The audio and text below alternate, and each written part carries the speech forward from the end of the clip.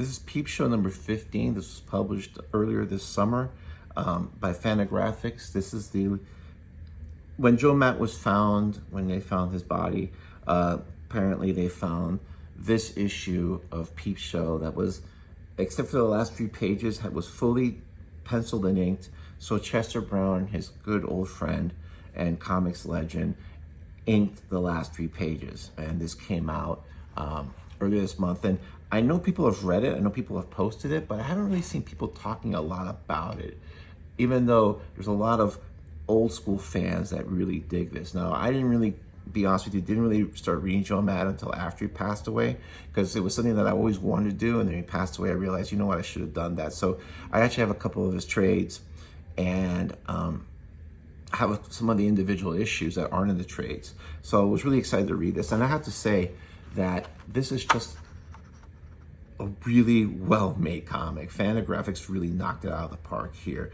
It's just a beautiful, perfect comic. And I have to say that Joe Matt's brilliance in portraying himself as a narcissistic, cheapskate,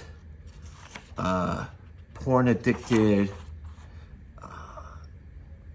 obsessive compulsive, insecure narcissist, but makes himself an endearing character, is just one of the greatest tricks I've ever seen anybody pull off in comics. There's a certain brilliance here that he can do this,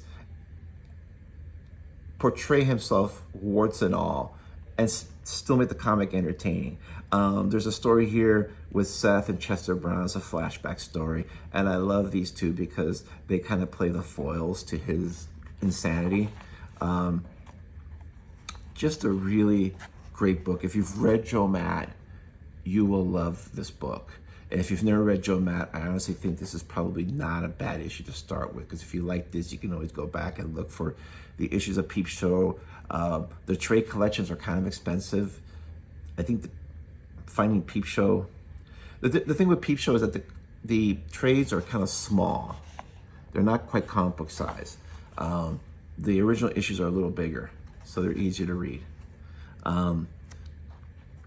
This is just a really wonderful comic. And the only downside of this comic is that this is sort of something that I experienced when I saw Black Panther 2, which I thought Black Panther 2 was a good film. It wasn't as great as the first Black Panther, but I enjoyed Black Panther 2, but it just reminded me in the back of my mind of how much I miss Chadwick Boseman. And this comic, as great as it is, I am really gonna miss Joe Matt now, because there is no more. And I don't think anybody can come up with the brilliance that's here. I mean, it doesn't look, I mean, it's that style. It looks very simple. You know, it doesn't, you know, there's not a ton of cross hatching and all these, you know, artistic gymnastics, but it's such great comics. It's such great dialogue and story, and it's to the point where parts of it are insane, but they're so insane they're believable.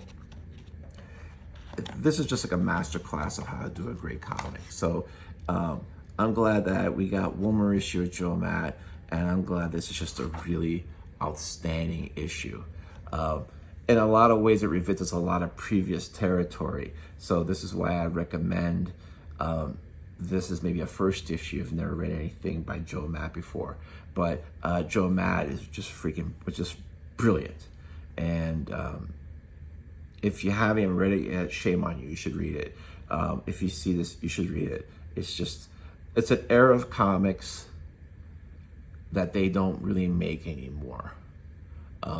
That mid to late 90s to the early aughts, maybe early teens style that is just, it's not really prevalent anymore today, unless Seth makes a book or you find a treasure like this.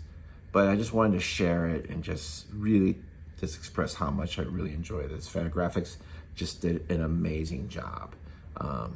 My hat's off to them. Anyway, that's it. Go check this out. Bye.